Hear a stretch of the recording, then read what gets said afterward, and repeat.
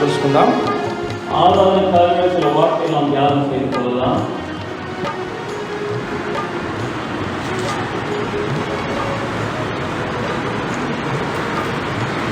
Marks వార్త 1వ అధ్యాయము 40వ వచనం. మార్కాల సువిశేషం 1:45 వచనం. మార్క్స్ వార్త 1వ అధ్యాయము 40వ వచనము.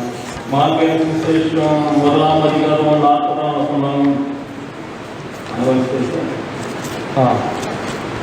మొదటి అధ్యాయము 40 నుంచి 42 వరకు అందరము కలిసి చదువుతాం. 40వ వచనం, 41వ వచనం, 42వ వచనం, 3 వచనాలపై మనం ఎవరు సేవించి నామ వాక్యాలు. మార్క్స్ వార్త 1వ అధ్యాయము 40వ వచనము నుంచి 42వ వచనము అందరం కలిసి చదువుతున్నాం. మార్కాల సువిశేషం 1వ అధ్యాయం 40వ వచనం నుంచి 42వ వచనం వరకు మనం ఎవరు సేవించి నామ వాక్యాలు. ఒక కుష్ఠరోగి ఆయన ఎదురుకు వచ్చి ఆయన ఎదుట మోకాళ్ళు నీకు ఇష్టమైతే నన్ను శుద్ధినిగా చేయగలవని ఆయనతో చెప్పి ఆయన వేడుకున్నాడు. ఆయన కనికరపడి చెయ్యి చాపి వాడిని ముట్టి నాకు ఇష్టమే నీవు శుద్ధుడు కమ్మని ఆయనతో చెప్పాను. రండి ప్రభు సహాయ నిమిత్తమై ప్రభు వైపు చూద్దాం.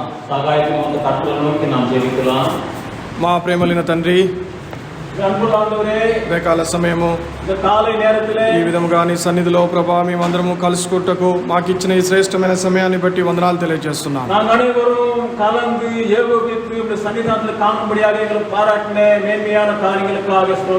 ప్రభా దేవదూతల ఆరాధన కంటే బలహీనులము పాపులము పనికిరాని వారమైన మా ఆరాధనను ఎంతో ఇష్టపడిన దేవుడు నువ్వు.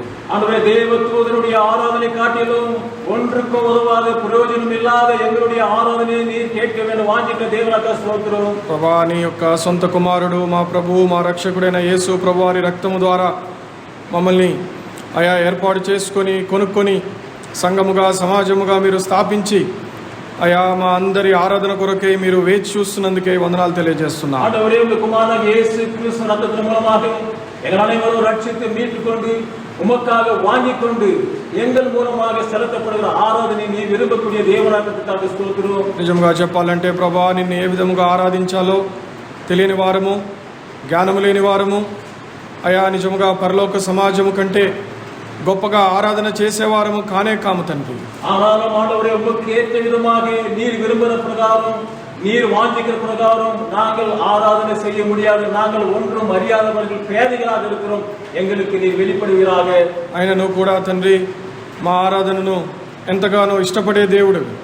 మా నోటి మాటల నుంచి వచ్చే ఈ బలహీనమైన మాటల్ని కూడా అయా మీరెంతో ప్రేమించి వాటి ద్వారా మీరెంతో సంతోషపడటానికి ప్రభా మీరు సిద్ధపడి ఈ సమయాన్ని మాకు అనుగ్రహించి మీ మందిరంలో మమ్మల్ని అందరినీ సిద్ధపాటు చేసినందుకే వందనాలు స్తోత్రాలు తెలియజేస్తున్నాం. ஆண்டவரே அப்படிப்பட்ட பலவீனமானவர்கள் அப்படிப்பட்ட பேதைகள் இருந்தாலும் எங்களுடைய ஆராதனை நீர் வாஞ்சித்து எங்களுடைய ஆராதனை மேல எவ்வளவாது தாகம் ஏற்று கொண்டவராய் எங்களுக்காக இந்த நாளை ஏற்படுத்தி கொடுத்தீர், எங்களுக்காக இந்த சமயத்தை ஏற்படுத்தி கொடுத்தீர், எங்களுக்காக நீர் ஆயத்தமாக எங்கள் ஆராதனை கேட்கும்படியாக நீர் வாஞ்சிக்கிறீர். அதுக்காக స్తోత్రం. మీ పిల్లలను ఆరాధనలోకి నడిపించుటకు దీనదాసులమైన మాకు కూడా ప్రభా మీరు ఈ సమయాన్ని ఇచ్చి ఈ అవకాశం ఇచ్చి నీ సమక్షములో నీ సన్నిధిలో నిలబడుటకు మాకు ఇచ్చిన అర్హతను బట్టి నీకు వందనాలు స్తోత్రాలు తెలియజేస్తున్నాం. ஆண்டவரே இந்த பிள்ளைகள் ஆண்டவரே ஆராதனை செய்யும்படியாக தொய்து கொள்ளும்படியாக எங்களை நீர் நிறுத்தி எங்கள் மூலம் அந்த வார்த்தையை கொண்டு வர வேண்டும் என்று சொல்லி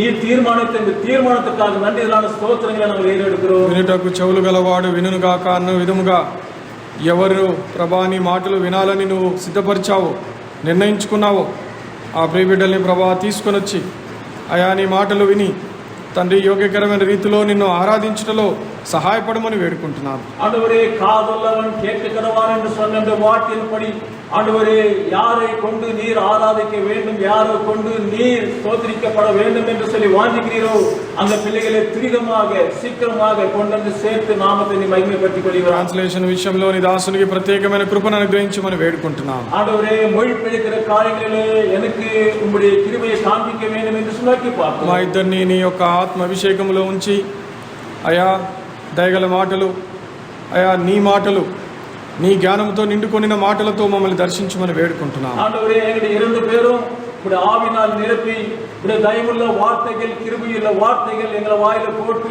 அபிரமாக எங்களை ஆராதனை செய்வதற்கு பிள்ளைகளை உற்சாகப்படுத்துகிறார். యేసు ప్రభు వారి శ్రేష్టమైన నామంలో అడుగుతున్నాము తండ్రి. கர்த்தராகிய இயேசு கிறிஸ்து விலையேறப்பட்ட நாமத்தால் கேட்டு வேண்டிக் கொள்கிறோம் பரமபிதாவே. ఆమేన్. ஆமென். మరొకసారి మార్కు సువార్త 1వ అధ్యాయము 40 నుంచి 42 వచనాలు మరొకసారి చూద్దాం.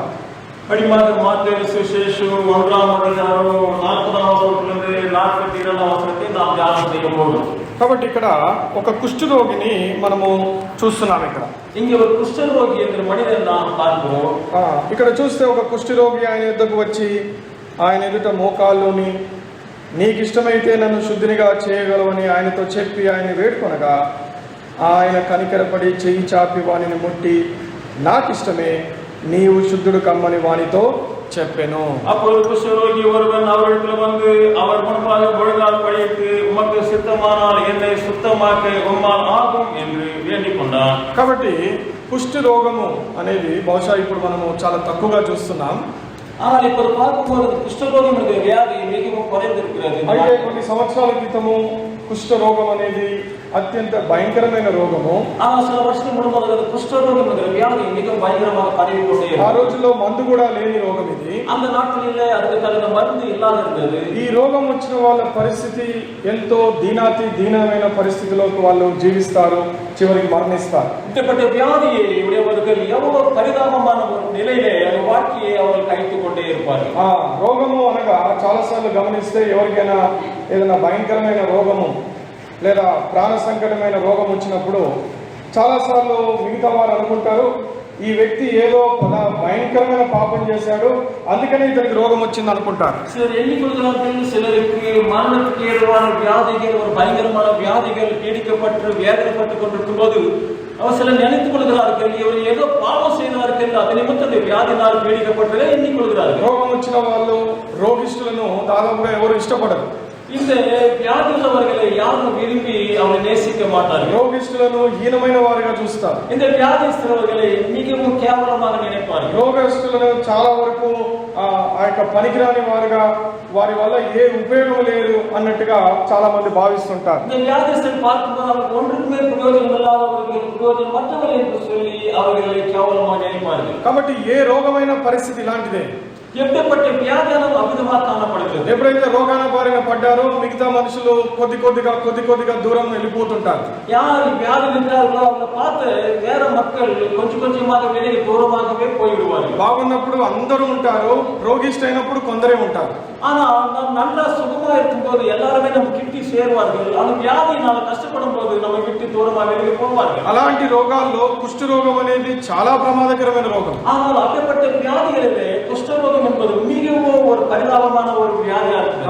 ఈ రోగం ఏం చేస్తుంది, మనిషి యొక్క నాడీ వ్యవస్థను తినివేసి శరీరాన్ని మాంసాన్ని తినివేస్తుంది ఈ రోగం. இந்த வியாதி என்ன பண்ணுது, குஷ்டரோக வியாதி என்று சொல்லி அது பார்க்கும்போது மனிதனுடைய சரீரத்தை அது சாப்பிட்டு விடுகிறது, இல்ல மனிதனுடைய சரீரத்தை அது சேதப்படுத்தி விடுகிறது. అంత మాత్రమే కాదు, ఈ రోగం వచ్చిన వారిని ఏం చేస్తారు, మిగతా వారు కుటుంబస్తులు వారిని వదిలివేస్తారు. వారు இந்த வியாதி வந்ததிலே என்ன செய்யறாங்க, குடும்பத்தார் அவரை தூரமாக ஒதுக்கி வைத்து விடுகிறார்கள். అందుకే మీరు చాలా సార్లు గమనించవచ్చు, కుష్ఠరోగులు ఇంటి నుంచి బయటికి తోలివేసిన వారుగా, ఏ ఆధారము లేని వారుగా, ఎవరు ఆదరించేవారు లేని వారుగా వారు అడుక్కొని తింటూ ఎక్కడెక్కడో రోడ్ల మీద అక్కడెక్కడ జీవిస్తుంటారు. వారు இந்த கஷ்டரோகி முறையில் இருக்கிறவர்கள் நாம் பார்க்கும்போது அவர்கள் வீட்டிலே சேர்ப்பது கிடையாது. வீட்டிலிருந்து அவர்களை விரட்டி விடுகிறார்கள். அவர்கள் அங்கிருக்கமாக பிச்சை எடுத்து அவர் பரிதாபமான நிலையில ஜீவிக்கிற ஒரு வாழ்க்கை வாழ்கிறார்கள். కాబట్టి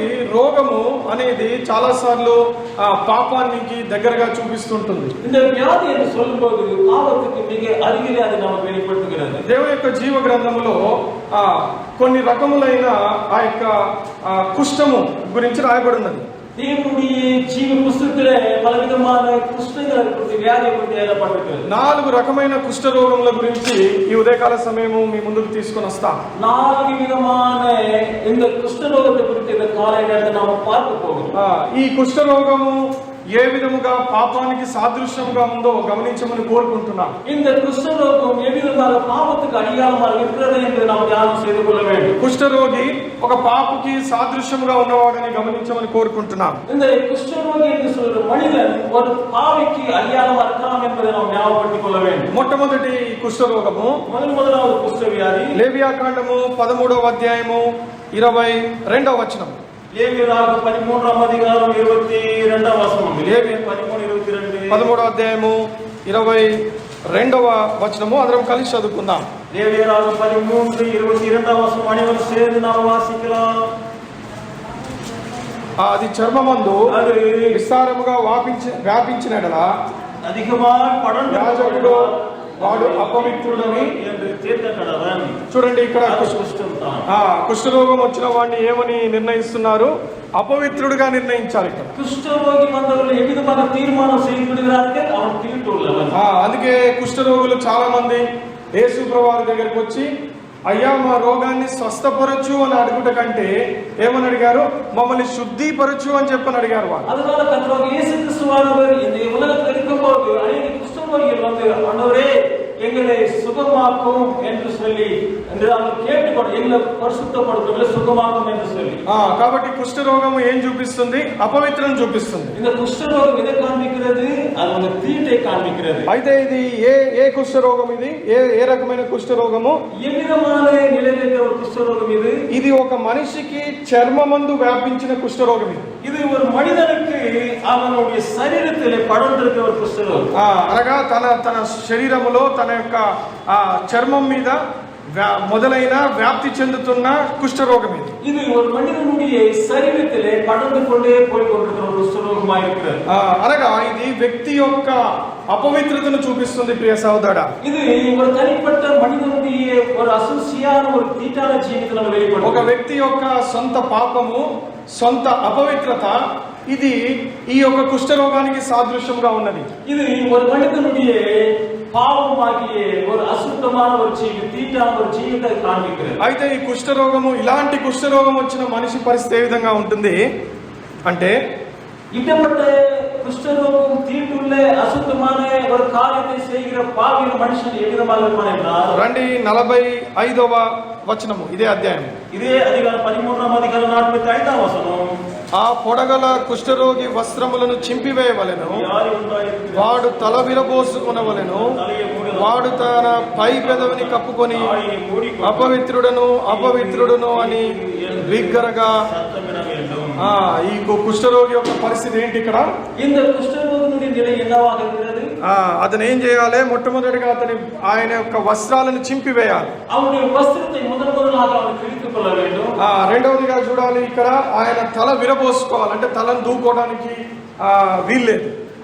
தலையை மூடாதவனாக இருக்க வேண்டும். మూడవదిగా చూస్తున్నాం ఇక్కడ, అతను తన పై పెదవిని కప్పుకొని తనకు తానే నేను అపవిత్రుడను అపవిత్రుడను బిగ్గరగా అరవాలి. அவன் தன் தாயை மூடிக்கொண்டு தீட்டு தீட்டு என்று சத்தமிடగలవను. అంత మాత్రమే కాదు, చూడు 46వ వచనంలో రాయబడ్డది, వాడు అపవిత్రుడు గనుక ప్రత్యేకంగానే నివసించాలి. వాడు 46వ వచనం, அந்த வியாதி அவனில் இருக்கும் நாள் வரைக்கும் தீட்டுள்ளவனாக எண்ணப்படக்கடவன். அவன் தீட்டுள்ளவனே ஆகையால் அவன் தனியே குடியிருக்க வேண்டும். వాని నివాసము పాలెమునకు వెలుపల నివసించాలి. அவன் குடியிருப்பு பாளையத்துக்கு புறமே இருக்க கடவுள். ఎందుకంటే కుష్ఠరోగం అనేది అంటురోగం.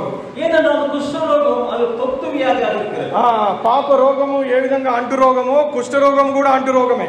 பாவ வியாதி எவ்விதமாக தொத்து வியாதியோ அவ்விதமாக குஷ்டரோகம் கூட தொத்து வியாதியாக இருக்கிறது. ఒక మనిషి నుంచి ఇంకో మనిషికి సంక్రమించేది. ஒவ்வொரு மனிதன் నుండి వేరొక మనిషికి అది తొత్తికొల్ల వ్యాధిயாக இருக்கிறது. అందుకని కుష్ఠరోగము పొందిన వ్యక్తి ఎక్కడ జీవించాలి? పాలెము వెలుపల ఇంటికి దూరముగా సమాజముకు దూరముగా నివసించాలి. அவன் எங்கே வாசம் செய்ய வேண்டும்? பாளையத்துக்கு வெளிப்புறமாக, வீட்டுக்கு தூரமாக, அங்க இருக்கிற குடியிருப்புக்கு தூரமாக அவன் வாசம் செய்ய வேண்டும். తన వస్త్రాలు తానే చింపుకోవాలి. அவன் వస్త్రத்தை அவனே கிழித்துக் கொள்ள வேண்டும். అంత మాత్రమే కాదు, తను బిగ్గరగా అరవాలి, నేను అపవిత్రుడను అపవిత్రుడను అని అరవాలి. அவன் மிகவும் சத்தம் போட்டு தீட்டுள்ளவன் தீட்டுவனை என்று சொல்லி சத்தம் போட வேண்டும். ఒకవేళ కుష్ఠరోగి ఇదే దారిలో పోవాల్సిన పరిస్థితి వస్తే, ஒருவேளை இது வழியில குஷ்டரோகி போவான் என்றால் మనలాగా మంచి బట్టలు వేసుకొని పోవడానికి వీల్లేదు. நல்ல சுத்தமான ஒளியை செலுத்தி போட்டுக்கொள்வதற்கு அவனுக்கு எந்த விதமான அதிகாரம் இல்லை. తన బట్టలు తాను చింపుకోవాలి. அவனுடைய வஸ்திரத்தை அவனை கிழித்துக் கொள்ள வேண்டும். తన జుట్టు తను శుభ్రం చేసుకోవద్దు, జుట్టును చక్కగా దూకోకుండా ఉండాలి. அவனுடைய தலைமுடியை அவன் சுத்தம் செய்து கொள்ள முடியாது, அதை அவன் மாறிக்கொள்ள முடியாது. మూడవదిగా తన పై పెదవు వరకు ముసుగు వేసుకొని, ఓ నేను అపవిత్రుడు, నేను వస్తున్నాను, మీరందరూ దూరంగా వెళ్ళిపోండి అని చెప్పి గట్టిగా అరవాలి. அவன் தன் தாடியை மூடிக்கொண்டவனாக, இதோ நான் வந்து கொண்டிருக்கிறேன், தீட்டாளவன் வந்து கொண்டிருக்கிறேன், நீங்க விலகி போங்கள் என்று சொல்லி சத்தமிட கடவன். ఇదిగో పాపము, పాపం అనే వ్యాధి ఏమి చేసింది తెలుసా? ఇంత దీనాతి దీనమైన స్థితిలోకి నిన్ను నన్ను తీసుకొని వచ్చింది. இந்த பாவம் என்கிற வியாதி இந்த மாதிரி பரிதாபமான நிலைக்கு உன்னையும் என்னை கொண்டு வந்துவிட்டது. కాబట్టి గమనించాల్సింది ఇక్కడ కుష్ఠరోగి యొక్క దీనాతి దీనమైన స్థితిని గమనించి, ఇక్కడ இங்கே குஷ்டரோகியுடைய எளிமையான இல்ல ஒரு பரிதாபமான நிலையை நாம் யோசித்து பார்க்க வேண்டும். ఎంత గొప్పవాడైనా సరే కుష్ఠరోగము ఒకసారి అతనికి వ్యాప్తి చెందిందంటే, ప్రియ సహోదరా, అతను ఎంత గొప్పవాడైనా అతను ఎంతో హీనమైన స్థితిని అనుభవిస్తాడు. அவன் எவ்வளவு பெரிய மனிதனாக இருந்தாலும், எவ்வளவு பெரிய வல்லமை பெற்ற மனிதனாக இருந்தாலும், குஷ்டரோகம் என்கிற ஒரு வியாதி அவனை தாக்கின என்றால் அவன் எவ்வளவு பரிதாபமான ஒரு மனிதனாக மாறி. రండి, ఒక గొప్ప వ్యక్తి ఉన్నాడు, కానీ కుష్ఠరోగ బారిన పడ్డాడు ఒక వ్యక్తి. ஒரு మనిషిని குறித்து వాసిக்கிறோம். కుష్ఠరోగத்தால் వ్యాపపட்டிருந்த ஒரு மனிதன். 2 రాజులు 5వ అధ్యాయము 1వ వచనము. 2 రాజాக்கள் 5వ అధ్యాయం 1వ వచనం. సిరియా రాజు సైన్యాధిపతి అయిన నయమానును ఒకడుండెను. అతని చేత యెహోవాయే సిరియా దేశమునకు జయము కలగజేసి ఉండెను గనుక అతడు తన యజమాను దృష్టికి గనుడై దయ పొందిన వాడాయను. అతడు మహాపరాక్రమశాలి అయి ఉండెను గాని అతడు குஷ்டரோகி. சீரியா ராஜாவின் படைத்தலைவனாகிய நாகமான் என்பவன் தன் ஆண்டவனிடத்திலே பெரிய மனுஷனும் எண்ணிக்கையுள்ளவனாக இருந்தால் அவனை கொண்டு கர்த்தர் சீரியாவுக்கு ரட்சிப்பை கட்டளையிட்டார். மகா பராக்கிரமசாலியாகி அவனும் குஷ்டரோகியாயிருந்தான். మహాపరాక్రమశాలి, మహాబలశాలి. மகா பராக்கிரமசாலியும் பலசாலியுமா இருந்தான். ఎంతో జ్ఞానవంతుడు, எவ்வளவு ஞானம் பெற்றவனாக இருந்தான். సిరియా దేశము అనేది ఆ దినాల్లో అతిపెద్ద దేశము. சீரியா தேசம் அந்த நாட்களில் வல்லரசுపడిన దేశமாக இருந்தது. అలాంటి దేశమునకు సైన్యాధిపతి చూసావా, ఇక్కడ కుష్ఠరోగి అనే బారిన పడ్డాడు. அப்படிப்பட்ட தேசத்தில் சேனாதிபதியே குஷ்ட வியாதினால பாதிக்கப்பட்டிருக்கிறார். చూసావా, నయమాను గినక ఎప్పుడన్నా రాజు పిలిచినప్పుడు ఆయన దగ్గరికి వెళితే అక్కడున్న అధికారులు, అక్కడున్న మిగతా మంత్రులు నయమాన్ని చూసి పారిపోయేవారు. அங்கே ராஜா எப்போது இந்த நாகமானை அழைக்கும் போது அவன் ராஜாவிற்கு அவர் கூட்டி வரும்போது அந்த இடத்துல அங்க இருக்கிற மந்தியமான பிரபுக்கள் எல்லாம் ஓடி விடுவார்கள். సిరియా దేశానికి సైన్యాధిపతి అయినప్పటికీ కూడా ఒక రోగిష్టి కావటం వలన పరిస్థితి ఎలా ఉంది? ఏ ఒక్క తోటి ఉద్యోగి తనతో పాటు కలిసి ఉండలేని పరిస్థితి. அந்த வல்லரசுபடுத்த சீரியா தேசத்துக்கே தளபதியாக இல்ல சேனாதிபதியாக இருந்தாலும் கூட அவன் குஷ்டரோகியா இருந்தபடியினால் அவன் அங்க அரண்மனைக்கு ராஜாவுக்கு வருவான் என்றால் பிரபுக்களும் மந்திரிகளும் ஓடி விடுவார்கள். ఎవరు కూడా నయమానుతో భోజనం చేసేవారు కాదు. யாருமே நாகமானతో கூட சேர்ந்து அங்க భోజనం புசிப்பது கிடையாது. ఎవరు నయమాను యొక్క ఇంటికి వెళ్ళేవారు కాదు. யாருமே நாகமானுடைய வீட்டுக்கு செல்வது கிடையாது. ఎవరు నయమానుని తమ ఇంటికి పిలిచేవారు కాదు. யாருமே நாகமானுடைய வீட்டுக்கு அழைப்பதும் கிடையாது. ఎవరు కూడా నయమానుని అనగా సిరియా దేశం యొక్క సైన్యాధిపతి స్థాయిలో ఉన్న మనిషిని ఎవరు కూడా తమ ఇంటిలో ఏర్పాటు చేసుకునే ఏ ఒక విందుకు పిలిచేవారు కాదు. அந்த வல்லரசுபடுத்த சீரியா தேசத்துக்கே அங்கே சேனாதிபதியாக பராக்கிரமசாலியாக இருந்த அந்த படைத்தலைவனாகிய அந்த நாகமானே அங்கே இருக்கிற வீடுகளிலே அங்கே ஏதாவது நற்காரியங்கள் செய்யும்போது அவனுக்கு அழைப்பு கொடுப்பது கிடையாது. ఏవి ఈయనకున్న లోకము? కారణం என்ன? ఒకే ఒకే ఒకటి ఉన్న లోపము రోగము. ஒரே ஒரு காரணம் அவனுக்கு இருந்த அந்த ఆ రోగములో ఉన్న రోగము కుష్ఠ రోగము. அந்த குஷ்டரோகி இருக்கிற அந்த காரியத்தை நிமித்தமாகவே. కాబట్టి నువ్వు కేవలము దీన్ని కుష్ఠ రోగముగా మాత్రమే చూడమాక నువ్వు. ஆனால் நீ வெறும் குஷ்டரோகம் மாத்திரம் அதை காண வேண்டாம். దీన్ని ఒక రోగముగా చూడమని కోరుకుంటున్నాను. இது ஒரு வியாதியாக நீ பார்க்க வேண்டும். కాబట్టి రోగం వచ్చే మనిషి పరిస్థితి ఎవరైనా సరే ప్రియ సోదర ఈ విధంగానే ఉంటుంది. வியாதி இந்த வியாதி வந்து எப்பேற்பட்ட நிலையில இருக்கிற மனிதனும் எப்பேற்பட்ட நிலையில மாறிப்போம். ఈ రోజు అందరూ నీ చుట్టుపక్కల ఉన్నారనంటే కేవలం నువ్వు ఆరోగ్యవంతుడివి కాబట్టి ఉన్నారు, జ్ఞాపకం చేసుకో. இங்கே அக்கபக்கத்தில் யாவருமே அவர் சுகமா இருக்கிறார் என்று ஞாபகப்படுத்திக் கொள்ள வேண்டும். ఒక్కసారి నీ ఆరోగ్యం చెడిపోయిందనంటే ప్రియ సోదర ఏ ఒక్కరు నీ పక్షాన ఉండరు. ஒரு முறை உனக்கு ஏதோ ஒரு பரிதாபமான வியாதி வந்துவிடுமேயானால் உன் அருகிலே யாருமே இருக்க மாட்டார். సిరియా దేశపు సైన్యాది పక్కనే ఎవరు లేరు, నీ పక్కన నా పక్కన ఎవరు ఉంటారు? சீரியா தேசத்தில் அந்த சேனாதிபதி అరిగిలి యారు నిలయన్నారు ఉన్నిడతలేని యారు இருக்க முடியும். కాబట్టి వ్యాధి అనేది ఒక మనిషి జీవితాన్ని ఇంతగా మార్చేస్తుంది. ఈ వ్యాధి என்கிற ஒரு காரியம் மனிதனுடைய வாழ்க்கை விதமாக பரிதாபமான நிலையில் கொண்டு வந்து விடுகிறது. ఒక మనిషి జీవితాన్ని తల్లడిల్లు చేసేస్తుంది. ஒரு மனிதனுடைய வாழ்க்கையை தலைகீழாக மாற்றி விடுகிறது. ఎంతో ఘనమైన స్థితిలో నుంచి ఘనహీనమైన స్థితిలోకి తీసుకొస్తుంది. அது எவ்வளவு உயர்வான நிலையில இருந்து ஒரு ஈனமான ஒரு தாழ்வான நிலைக்கு நம்மை கொண்டு வந்து விடுகிறது. తనకు తానే లోపట ఎంతో కుమిలిపోయే స్థితిలోకి తీసుకెళ్లిపోతుంది. தனக்கு தானே தன்னுடைய வாழ்க்கையை எவ்வளவாவது அவன் தன்னை அதனுடைய பரிதாபமான நிலையிலே தன்னை கொண்டு வந்த மனிதனாக மாறி போனான். వ్యాధి బారిన పడిన రోగం బారిన పడిన వ్యక్తి మొట్టమొదటిగా ఏమనుకుంటాడు తెలుసా? ఈ రోగము నాకు ఎందుకు వచ్చింది అనుకుంటాడు మొట్టమొదటిగా. இப்படிப்பட்ட வியாதிகள் பலவீனங்கள் வரும்போது அந்த மனிதன் என்ன நினைத்துக்கொள்றான் தெரியுமா? இந்த வியாதி எனக்கு ஏன் வந்தது என்று சொல்லி ఎందుకు నాకు ఇలాంటి స్థితి దేవుడు అనుగ్రహించాడని ఏడుస్తాడు. எதற்காக தேவன் இப்படிப்பட்ட ஒரு நிலையிலே தேவன் என்னை வைத்து விட்டார் என்று சொல்லி அழுகிறான். ఒకవైపు మనుషులేమో హీనంగా చూస్తారు, ஒரு பக்கம் மனிதர்கள் அவர் கேவலமா பார்க்கிறார்கள். రెండోది తనకు తానే లోపట ప్రతి రోజు చచ్చిపోతుంటాడు. ஆனால் அவனுக்கு அவனாகவே ஒவ்வொரு நாளும் தன்னுடைய வாழ்க்கையிலே நொந்து அவன் நொந்து போற மனிதனாக ఆ காணப்படுகிறான். వ్యాధి బాగయ్యేంత వరకు ప్రతి రోజు ఏడుస్తుంటాడు లోపట. அந்த வியாதி சுத்தமாக்குற வரையிலும் ஒவ்வொரு நாளும் அவனுடைய வாழ்க்கையிலே அழுகை கண்ணீருமா காணப்படுகிறான். అసలు ఆ వ్యాధి బాగా అవుతుందా లేదా తెలియక ప్రతి రోజు లోపల కుమిలిపోతుంటాడు. அந்த வியாதி நயமாகவோ சுகமாகவோ இல்லை என்று சொல்லி அந்த ஒரு எண்ணத்தினாலே ஒவ்வொரு நாள் தொய்ந்து போகிற மனிதனாக காணப்படுகிறான். అసలు బతుకుతాడా లేదా అనే నిశ్చయితలో లేకుండా ఉంటాడు. அவன் வாழ்வேனோ சாவேனோ என்று சொல்லி அந்த நம்பிக்கையில்லாத ஒரு மனிதனாக மாறி போகிறான். ఇదిగో మనిషి రోగము మనిషిని ఈ విధంగా తల్లడిలో చేస్తుంది. இவ்விதமாக மனிதனுடைய வியாதி மனிதனை இவ்விதமாக தடுமாற செய்து விடுகிறது. ఆ రోజుల్లో కుష్ఠరోగం అయితే ఈ రోజు ఇంకొక రోగం వచ్చింది. அந்த நாள் குஷ்டரோகம் என்றால் இந்த நாள் வேறு ஒரு வியாதி வந்து விட்டது. బహుశా నువ్వు అనుకోవచ్చు కుష్ఠరోగం ఈ రోజు లేదే అనుకోవచ్చు. నువ్వు இந்த நாட்டில் குஷ்டரோகம் இல்லை என்று சொல்லி எண்ணிக்கொண்டிருக்கலாம். కుష్ఠ రోగము లేదు కానీ రోగం ఉంది, జ్ఞాపకం చేసుకో. ஆனால் குஷ்டரோகம் இல்லை, ஆனால் ரோகம் வியாதி இருக்கிற ஞாபகப்படுத்திக் கொள். కాలము మార్పు చెందే కొద్దీ కొన్ని పాత రోగాలు పోతుంటాయి, కొత్త రోగాలు వస్తుంటాయి. காலம் மாறி போகிறோம். இந்த நாட்களிலே பாவ ரோகம் போய்கொண்டிருக்கிறது. வேற வேற ரோகங்கள்லாம் பாவ ரோகத்தில் மிஞ்சி போய்கொண்டிருக்கிறது. ఉదాహరణకు 2019 సంవత్సరం ముందు వరకు ఉన్న వారికి కోవిడ్ యొక్క రోగం గురించి ఎవరికి తెలియదు. அங்கே இந்த 2019 வருஷம் வருகிற வரையிலும் அது முன்பதாக இருந்த கோவிட் என்கிற இந்த வியாதி வருது யாருக்குமே தெரியாது.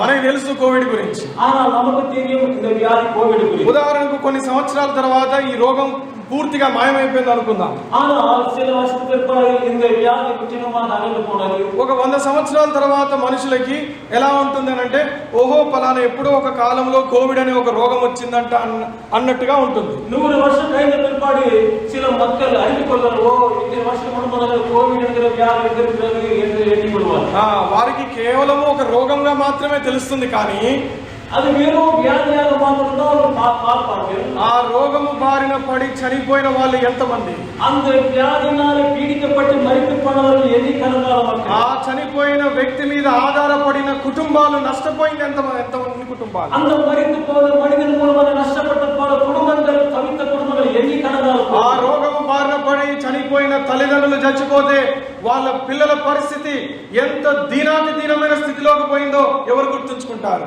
அந்த மரித்து போன தாய் தகப்பனுடைய சந்ததியிலிருந்து பிள்ளைகள் எவ்வளவு பரிதாபமான ஒரு நிலையிலே கைவிட்டப்பட்ட ஒரு நிலையில காணப்பட்டார் என்பது மிக பரிதாபம். ఇవన్నీ ఏ పుస్తకంలో రాయబడి ఉండవు ప్రియ సహోదరా. இதெல்லாம் எந்த புத்தகத்தில் எழுதப்படவில்லை சகோதர சகோதரி. ఏ హిస్టరీలో ఇవన్నీ రికార్డు కావు. இது எந்த நிலையிலும் நாம் அறிந்து கொள்வதற்கு கடினமாக. రోగము అంత భయంకరంగా మనిషి యొక్క జీవితాన్ని తలకిందులు చేస్తుంది. இப்பேற்பட்ட வியாதிகள் மனிதனை அபிதமாக ஒரு பயங்கரமான ஒரு நிலையை கொண்டு போய் விடுகிறது. కాబట్టి రెండో రకమైన కుష్ఠరోగం చూద్దాం ఇప్పుడు. இரண்டாவது விதமான குஷ்டரோகத்தை பார்ப்போம். మొదటగా చూసాము వ్యక్తి యొక్క కుష్ఠరోగం ఇది. முதலாவது நம்ம வாசித்தோம் தனிப்பட்ட மனுஷனுடைய ஒரு குஷ்டரோகம். మనిషి శరీరానికి వ్యాప్తి చెందే కుష్ఠరోగం చూసాం. மனிதனுடைய சரீரத்திலே பரவி கொண்டிருக்கிற குஷ்டரோகம் வாசித்தோம். ఇప్పుడు రెండో కుష్ఠరోగం చూడబోతున్నాం. இரண்டாவது குஷ்டரோகம் வாசிக்கலாம். లేవియాకాండము 14వ అధ్యాయము 35వ వచనం. లేవియరాగమం 14వ అధ్యాయం 35వ వచనం. ఎవరైనా తీస్తే త్వరగా చదవండి.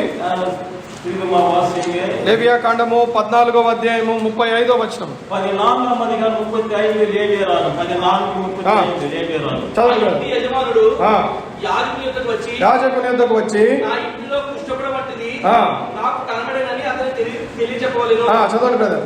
అప్పుడు ఆ ఇంటినున్నది యావత్తును అపవిత్రము కాకున్నట్లు యాజకుడు ఆ కుష్ఠపడిన చూచుటకు రాకమునకు అతడు ఆ ఇల్లు వట్టిదిగా చేయని ఆజ్ఞాపించవలెను. చదవండి. ఆ తరువాత యాజకుడు ఆ ఇల్లు చూచుటకై లోపలికి వెళ్ళవలెను. అతడు పొడ చూసినప్పుడు ఆ పొడ ఇంటి గోడ యందు పచ్చ దాడుగా నేను ఎర్ర దాడుగా నేను ముందు పల్లపు చారులు గలదై గోడ కంటే పల్లముగా ఉండి ఎడల యాజకుడు ఆ ఇంట నుండి ఇంటి వాకిటికి బయలు వెళ్ళి ఆ ఇల్లు 7 దినములు మూసించవలెను. చూసావా ఇక్కడ ఈ కుష్ఠం ఏ కుష్ఠము? ఇంటికి వ్యాప్తి చెందే కుష్ఠం ఇది. இந்த குஷ்டரோகம் என்ன குஷ்டரோகம்? வீட்டுக்கே அது வந்து பரவுகிறது. మొదటేమో ఏది మనిషికి వ్యాప్తి చెందే కుష్ఠరోగము. మొదలవది తనిపట్ట మనిషికి వరకు కుష్ఠరోగం. రెండవదిగా చూసాము ఇది ఇంటికి వ్యాప్తి చెందే కుష్ఠరోగం ఇది. இரண்டாவது కుష్ఠరోగం వీటికే పరవుగిற ஒரு కుష్ఠరోగం. ఇప్పుడంటే సిమెంట్ తోటి బాగా అన్ని చేసి టెక్నాలజీ ద్వారా కట్టుకుంటున్నాం ఇళ్ళని. இன்னைக்கு பார்க்கும்போது மிகவும் அழகாக டெக்னிக்கல் மூலமாக சிமெண்ட் போட்டு வீடு కట్టుకోగలరు. బట్ ఆ రోజుల్లో మట్టితోటి ఇల్లులు కట్టుకునేవారు కనుక ఆ యొక్క మట్టి అక్కడక్కడగా కులిపోయి ఆ కుష్టము బాగా కనిపించేది. அங்கே அந்த நாட்களில் மண்ணினால் கட்டப்படுகிற வீடுகள் அந்த மண்ணு சரிந்து போகும்போது அந்த குஷ்ட வியாதி அங்கே காணப்படுகிறது. సిమెంట్ గోడ కూడా కుష్ఠరోగం లాంటిది నేను చూశాను ఒక ఇంట్లో. ஆனால் இந்த సిమెంట్ పూసపట్ట వీటిలో కూడా కుష్ఠరోగం ఎంత మారి అరిగిన సగోదరు ఏంటో మరి అక్కడ ఏం జరిగిందో తెలియదు కానీ அங்க என்ன நடந்ததோ நானே అంత పచ్చపచ్చగా ఆ గోడ మీద నిండుకుపోయి ఉండేది. அந்த பச்சை விதமான ஒரு கலர்னாலே அந்த செவர்கள்லாம் இருந்திருந்தது. చాలా మంచి ఇల్లు అది. அது நல்ல ஒரு பெரிய வீடு. అయితే ఒక గోడ మాత్రం అట్లా అయిపోయింది. ஆனால் ஒரு செவரு மாத்திரம் அப்படியே மாறி போனது. ఆ గోడ దగ్గరికి పోతే చెడ్డ వాసన వస్తుంది. அந்த செவருக்கு போனா கெட்ட வாசனை வருகிறது. ఎన్నో సార్లు పెయింట్ కొట్టినా కూడా పరిస్థితి అదే. எத்தனை முறை பெயிண்ட் அங்க பூசப்பட்டாலும் அவிதமா காணப்படுகிறது. ఇది ఇంటికి వచ్చే కుష్ఠరోగం ఇది వీటికి வருகிற కుష్ఠరోగం. కాబట్టి ప్రియ సోదర, యాజకుడు వెళ్ళాలి, చూడాలి. అది కుష్ఠరోగం అని తెలిసిన వెంటనే ఏం చేయాలి? ఆ ఇల్లుని తీసివేసేయాలి. ஆசாரியன் வந்து பார்க்க வேண்டும். அந்த வீட்டிலே அவிதமாக செவரிலே அவிதமாக படர்ந்த குஷ்டரோகத்தை பார்த்து அந்த வீடை காலி செய்ய சொல்ல வேண்டும். ఆ ఇంట్లో ఉన్న వస్తువులన్నీ బయటికి తీసుకొని వచ్చేసేయాలి. அந்த வீட்டுக்கு எல்லா பொருட்களும் வெளியே கொண்டு వர வேண்டும். చూడండి 40వ వచనంలో రాయబడ్డది, యాజకుని సెలవు చొప్పున ఆ పొడగల రాళ్లను ఊడదీసి ఊరి వెలుపలున్న అపవిత్ర స్థలమున పారివేయబడవలెను. 40వ వచనం, దోషం இருக்கும் அவ்விடத்து கல்லுகளை பெயர்க்கவும் பட்டணத்துக்கு புறமே அசுத்தமான ஒரு இடத்தில் போடவும் அவன் கட்டளை. ఆ రాళ్లను ఊడదీయాలి, ఆ గోడను పడగొట్టాలి. அந்த செவரை నిర్మూలమాக்க வேண்டும், அதுக்கு கற்களை எடுக்க வேண்டும். కాబట్టి గమనించాలి, ఇది ఏ కుష్ఠం? ఇది என்ன కుష్ఠరోగం? 44వ వచనంలో ఉంది, అప్పుడు ఆ పొడ ఇంట వ్యాపించినడలా అది ఆ ఇంటిలో కొరుకుడు కుష్ఠము, అది అపవిత్రము. இங்கே 44వ வசனம் எழுதப்பட்டிருக்கு, ஆசாரியன் போய் பார்க்க கடவன், தோஷம் வீட்டில் படர்ந்ததானால் அது வீட்டை అరికిర కుష్ఠం, అది తీతాయిరు. కాబట్టి అతడు ఆ ఇంటిని, దాని రాళ్లను, కర్రలను, సుర్ణమంతటిని పడగొట్టించి ఊరి వెలుపలనున్న అపవిత్ర స్థలమునకు వాటిని మోయించి పారబోయించవలెను. ஆகையால் வீடு முழுவதையும் 45వ வசனம், வீடு முழுவதையும் இடித்து அதன் கல்லுகளையும் மரங்களையும் அதன் சார்ந்து எல்லாவற்றையும் పట్టణத்துக்கு పుறమే అశుద్ధமான இடத்திலே கொண்டு போக வேண்டும். కాబట్టి ఇంటికి కుష్ఠం వస్తే ఏం చేయాలి? ఇంటిని పడగొట్టాలి. వీటికి కుష్ఠం వల్ల என்ன செய்ய? வீட்டவே నిర్మూలమాக்க. కాబట్టి ఇల్లు ఏం చూపిస్తుంది? కుటుంబాన్ని చూపిస్తుంది. வீடு எதை காண்பிக்கிறது? அது இந்த குஷ்டரோகம் எதை காண்பிக்கு வீட்டு குஷ்டத்தை காண்பிக்கிறது కుటుంబ పాపము ఇది దాన్ని చూపిస్తుంది ఇక్కడ. అదే இந்த குஷ்டரோகம் எதை காண்பிக்கு வீட்டில் இருக்கிற பாவத்தை நமக்கு எடுத்து காண்பிக்கும். మొట్టమొదటిగా చూసాము వ్యక్తిగత పాపం, முதலாவது வாசித்தோம் தனிப்பட்ட வித பாவம். రెండవదిగా చూస్తున్నాము ఇది కుటుంబ పాపం. இது இரண்டாவது பார்க்கிறோம் குடும்பத்தில் இருக்கிற பாவத்தை காண்பிக்கும். మూడో రకమైన కుష్టాన్ని చూడబోతున్నాం. மூணாவது விதமான குஷ்டரோகத்தை பார்க்கிறோம். లేవియా కాండము 44వ అధ్యాయము 55వ వచనం. 44వ అధికారం లేవియరాగం 55వ వచనం. చదవండి బ్రదర్. 55 55 14 చాప్టర్ 14 లేవియా కాండం. ఇదే అధికారం 55వ వచనం. వస్త్రముని గూర్చియు వస్త్రమును గూర్చియు కుష్ఠమును గూర్చియు వస్త్రముకైనను ఇంటికైనను తన కుష్ఠమును గూర్చియు పాపును గూర్చియు పప్పును గూర్చియు నిగనిగలాడు మచ్చను గూర్చియు ఒకడు ఎప్పుడు అపవిత్రులను ఎప్పుడు పవిత్రులను తెలియజేయటకు ఈ కుష్ఠమును గూర్చింది. ఇక్కడ ఇంకొక రకమైన కుష్ఠాన్ని చూస్తున్నాం. இங்கே இன்னொரு விதமான குஷ்டரோகத்தை லேவியராகமம் 14ஆம் அதிகாரம் 54ல நம்ம வாசிக்கும் போது அறிந்து கொள்ள முடியும். వస్త్ర కుష్ఠము இங்க 55వ వచనంలో వస్త్ర కుష్ఠరోగం. అంటే ఇది వస్త్ర కుష్ఠం ఎట్లొచ్చింది? இந்த వస్త్ర కుష్ఠరోగం ఏ విధంగా ఉన్నది? కుష్ఠరోగి ఒక బట్టల్ని వేసుకుంటే ఆ యొక్క కుష్ఠరోగం యొక్క క్రిములు ఆ బట్టను బట్టి ఆ బట్ట మొత్తము కుష్ఠముతో అయిపోయిన పరిస్థితిని. இந்த குஷ்டரோகி ஒரு வஸ்திரத்தை உடுத்திக் கொண்டால் அந்த வஸ்திரத்தில் அந்த கிருமிகள் தொத்திக் கொண்டிருக்கிற வஸ்திரம் தான் குஷ்டரோகியின் வஸ்திரம். అందుకే కుష్ఠరోగం వేసుకున్న బట్టల్ని ఏం చేస్తారు? కాల్చివేస్తారు. அந்த குஷ்டரோகி உடுத்திருந்த அந்த வஸ்திரத்தை அதை தீக்கிரையாக்கி விடுவார். కోవిడ్ పేషెంట్ బట్టల్ని ఏం చేశారు? మళ్ళీ శుభ్రం చేసుకొని వేసుకున్నారా? కోవిడ్ வந்து அந்த మనుషుడి వస్త్రத்தை எடுத்து அதை சுத்தம் செய்து போட்டுకొన్నారు. పర్వాలేదు, ఇది మంచి బట్టలు, చాలా విలువైన బట్టలు కొనుక్కున్నాము, ఏదో కోవిడ్ వచ్చింది ఒక 4 రోజులు వేసుకున్నాడని చెప్పి తెచ్చి బీరోలో పెట్టుకున్నావా? இது நல்ல உயர்ந்த ஒரு வஸ்திரம், நன்றாக இருக்கிறது, பரவாயில்ல ஒரு 4 நாட்கள் போடாத மடிமாக அதை நாம் சுத்தம் செய்து போட்டு விடலாம் என்று சொல்லி பீரோல வைத்துக்கொள்ளும். అది ఎంత విలువైన వస్త్రమైనప్పటికీ సరే, అది எவ்வளவு பெரிய விலையேறப்பட்ட వస్త్రமானாலும் సరే, అది ఏ బ్రాండెడ్ వస్త్రమైనా సరే, అది எவ்வளவு பெரிய விலையுயர்ந்த వస్త్రమానాலும் సరే, అది ఒక్కసారి ఆ రోగి వేసుకున్నాడు కనుక అదేమైపోయింది? అపవిత్రం అయిపోయింది. ஒரு முறை அந்த మనిదన్ அதை போட்டுకొண்டால் அது தீட்டுப்பட்டு போனது. ఇప్పుడు ఆ వస్త్రాన్ని ఏం చేయాలి? ఇప్పుడు వస్త్రాన్ని என்ன செய்யணும்? దాన్ని కాల్చివేయాలి. அதை தீக்கிரையாக்க வேண்டும். ఇది వస్త్రపు కుష్ఠం. ఇది వస్త్రతుడి కుష్ఠరోగం. కాబట్టి ఆ కుష్ఠ రోగి యొక్క శరీరాన్ని తాకిన వస్త్రము ఇది కూడా కుష్ఠంగా మారిపోయింది. அந்த குஷ்டரோகினுடைய மனிதனுடைய శరీరத்தை தொடுதலாகிய உடுத்திக் கொண்டிருந்த వస్త్రం இதுக்குள்ள కుష్ఠరోగం. కాబట్టి పాపితో సహవాసం చేసే పాపి, పావియోడు కూడా ఐక్యం వైతుకొండ పావి, ఇదేంటి? ఇద్దరు కలిసి ఒక్కొక్కడు వీడి పాపం వాడికి, వాడి పాపం వీడికి, ఇవనుடைய పాపం అవనికి, అవనుடைய పాపం ఇవనికి. చూసినావా? కుష్టి రోగి నుంచి వస్త్రానికి కుష్ఠం వచ్చింది.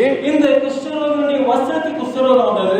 ఇప్పుడు మనిషి నుంచి మనిషికి పాపము. ఇక మనిదనుకు వల్ల పాపం. ఈరోజు ఏం చేస్తున్నా? ఒక మనిషి తన పాపాన్ని ఇంకొక మనిషికి అంటిస్తున్నాడు. இன்றைக்கு இருக்கிற நிலையை பார்க்கும்போது ஒரு மனிதனுக்கு இருக்கிற வியாதியை வேறொரு மனிதனுக்கு. పాపము ఒక మనిషితో ఆగట్లేదు ఈ రోజులలో. இன்னைக்கு ஒரு மனிதனுக்கு மாத்திரம் இன்னைக்கு பாவம் இருப்பது கிடையாது.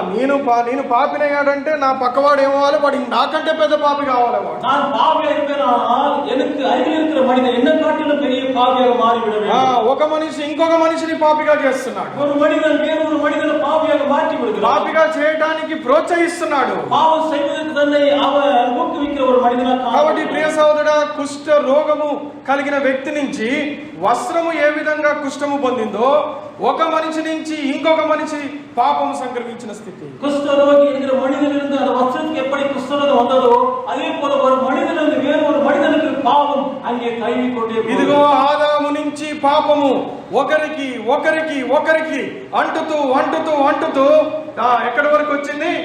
మనందరి వరకు వచ్చింది ఆ పాపము. ఆదాములిருந்து இந்த பாவம் ஒருவருக்கு தொத்திக்கொண்டு எதிரில வந்தது, நம்மிடத்திலே பாவம் வந்து விட்டது. కాబట్టి ప్రతి మనిషి, ఆదాము ద్వారా పుట్టిన ప్రతి మనిషికి ఏమొచ్చింది?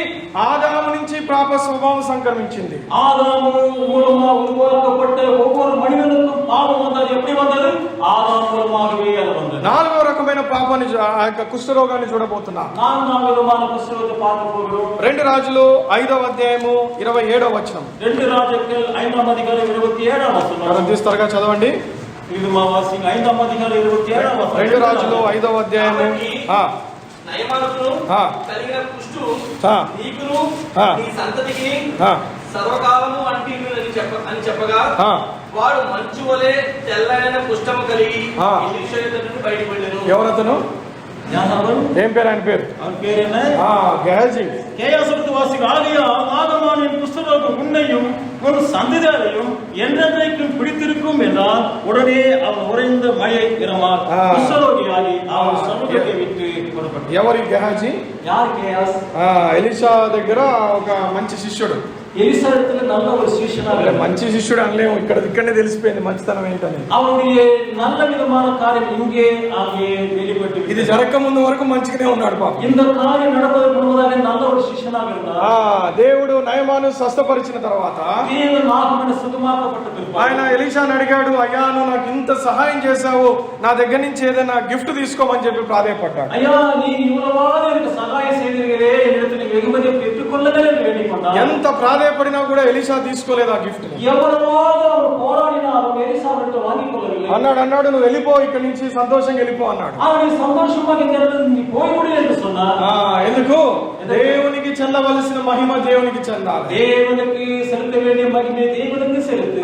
నయమాన్ అనుకోకూడదు, నేను పలానా దగ్గరికి ఎలీషా దగ్గరికి పోయాను, వాళ్ళ దేవుడు నన్ను స్వస్థపరిచాడు, దానికి నేను పలానా గిఫ్ట్ ఇచ్చి దానికి పనికి ముగింపు పలికానని నయమాన్ అనుకోకూడదు.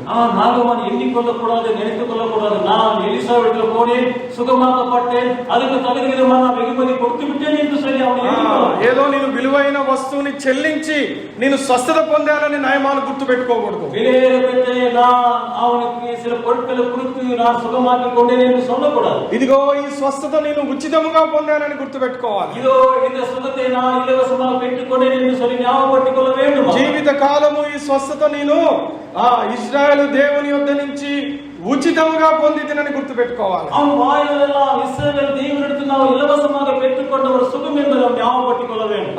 అందుకని ఎలీషా ఆయన ఎంత ఇస్తానన్నా కూడా వద్దని చెప్పి పంపించేశాడు. அதனால்தான் எலிசா தெய்வ மனுஷன் பார்க்கும்போது அவன் எவ்வளவு கொடுக்கிறேன் என்று சொன்னால் வேண்டாம் என்று சொல்லி தள்ளிவிட்டார். ఈ గెహజీ ఏం చేశాడు? ఆయన వెనకాల పడిపోయాడు, నయమాన్ వెనకాల. ఆనాலும் இந்த కేయాస్ என்ன செய்தான்? அந்த நாகமானத்தில் பின்தொடர்ந்து అబద్ధం చెప్పాడు, తనకు కావలసినవి తనకి ఇష్టమైనవి తీసుకున్నాడు. அங்கே போய் சொன்னான், தனக்கு தேவையானதெல்லாம் பெற்றுக்கொண்டான். ఇప్పుడు ఎలీషా శపించాడు గెహజీని. இப்போ எலிசா కేయాసை శపించాడు. కాబట్టి ఈ శాపం ద్వారా వచ్చిన కుష్టిది. ఇది శాపத்தினால வந்த కుష్ఠరోగం. కాబట్టి 4వ రకమైన కుష్ఠం ఏంటి? 4వ రకమైన కుష్ఠరోగం என்ன? శాపము ద్వారా వచ్చిన కుష్ఠము. శాపத்தினால வந்த కుష్ఠరోగం. ఇదిగో దేవుని ఆజ్ఞను మీరిన మనందరికీ శాపము, దేవుడి శాపం వచ్చి మనందరము పాపలమైపోయాము. దేవుని కట్టளை மீறி நடந்து கொண்டிருந்த நமக்கு దేవుని శాపం வந்து நாம் కుష్ఠరోగిలా మారిపోయాం. హవ్వ ఆదాములకు దేవుడు ఆజ్ఞ ఇచ్చాడు, ఆజ్ఞను అతిక్రమించారు. ఆజ్ఞ అతిక్రమము ద్వారా పొందిన శాపము ఈ రోజు పాపము మనందరినీ ఏలుతున్న స్థితి. ஆதாமுக்கு தேவன் கட்டளை கொடுத்தார், அந்த கட்டளையை மீறினான், அது நிமித்தம் தேவன் சபித்து கொடுத்த அந்த வார்த்தை இன்றைக்கு நம்முடைய வாழ்க்கையில் நிறைவேறிக் கொண்டிருக்கிறது. అంత మాత్రమే కాదు, రెండవ వ్యక్తి ఉన్నారు, శాపము ద్వారా కుష్ఠరోగం పొందిన వ్యక్తి. ஆனா இரண்டாவது மனுஷன் கூட இருக்கிறான், அவன் சாபத்தால் குஷ்ఠరోగి మారి. సంఖ్యాకాండము 12వ అధ్యాయము 10వ వచనములో మిరియాము మనందరికీ తెలిసిన వ్యక్తే. மீரியாமை குறித்து வாசிக்கிறோம், என்னாகத்தில் வாசிக்கிறோம் 12వ அதிகாரத்துல. మోషే మీద ఎదురు తిరిగింది, దేవుని మీద ఎదురు తిరిగింది, దేవుడు ఆమెను శపించాడు, ఆమె కుష్ఠరోగి అయినది. దేవునికి మునుపాகவும் దైవ మనుషునాగి ఊయకాలను మోసీకుడు ఎదుర్కొ నిన్నాన్, అది నిమిత్తం శాపத்தை పెట్టుకొన్న మీరేమో కుష్ఠరోగి మారిపోయారు. 2 రాజులు 15వ అధ్యాయము 5వ వచనము, యెహోవా ఈ రాజును మొత్తినందున అతడు మరణమగు వరకు కుష్ఠరోగి అయి ప్రత్యేకముగా ఒక నగరులో నివసించెను. 2 రాజులు 15వ వచనం 5వ వచనంలో వాసిக்கும்போது அங்கே 17వ அதிகாரம் 2 రాజులు 17వ அதிகாரம் 5వ వచనం, అసిరియా రాజా దేశం నుండి పోయి 15వ అధ్యాయము 2 రాజులు 15:5 15:5 15 15వ அதிகாரம் 5వ వచనం, రాజుకు கர்த்தர் இந்த ராஜாவை பாதித்ததினால் அவன் தன் மரண நாள் மட்டும் కుష్ఠరోగియాగి இருந்து. ఇక్కడ ఒక రాజుని దేవుడు శపించాడు, అతను ఏమయ్యాడు? కుష్ఠరోగి పాలయ్యాడు. இங்கே ராஜாவை தேவன் சபித்தால் அவன் குஷ்டரோகியா மாறி போனான். ఇంకొక రాజు ఉన్నాడు, మనందరికీ చాలా నచ్చిన ఇష్టమైన రాజు. இன்னொரு ராஜா இருக்கிறார், நமக்கு அனைவருக்குமே அறியப்பட்ட ஒரு ராஜா. 2 దినవృత్తాంతములు 20వ అధ్యాయం 26వ అధ్యాయము 19వ వచనము. 2 நாளாகமம் 26వ அதிகாரம் 19వ వచనం. ఉజ్జియా అనే రాజు. அங்கே உசியா என்கிற ஒரு ராஜா. ఉజ్జియా ధూపం వేయుటకు ధూపార్తి చేత పట్టుకుని రౌతుడై యాజకుల మీద కోపము చూపెను. యెహోవా మందిరములో ధూపపీఠము పక్క అతడు ఉండగా యాజకులు చూచుచున్నప్పుడు అతని నొసట కుష్ఠరోగము పుట్టెను. 2 நாளாகமம் 26వ அதிகாரம் 19వ వచనం வாசிக்கும்போது அப்பொழுது உசியா கோபம் கொண்டார். அவன் தூப கலசத்தை தன் கையிலே பிடித்து ஆசாரியரோடு கோபமாய் பேசுகிற போது ஆசாரியருக்கு முன்பாக கர்த்தருடைய ஆலயத்திலே தூபபீடத்தின் முன்னிற்கிற அவனுடைய நெற்றியிலே குஷ்டரோகம் தோன்றிற்று.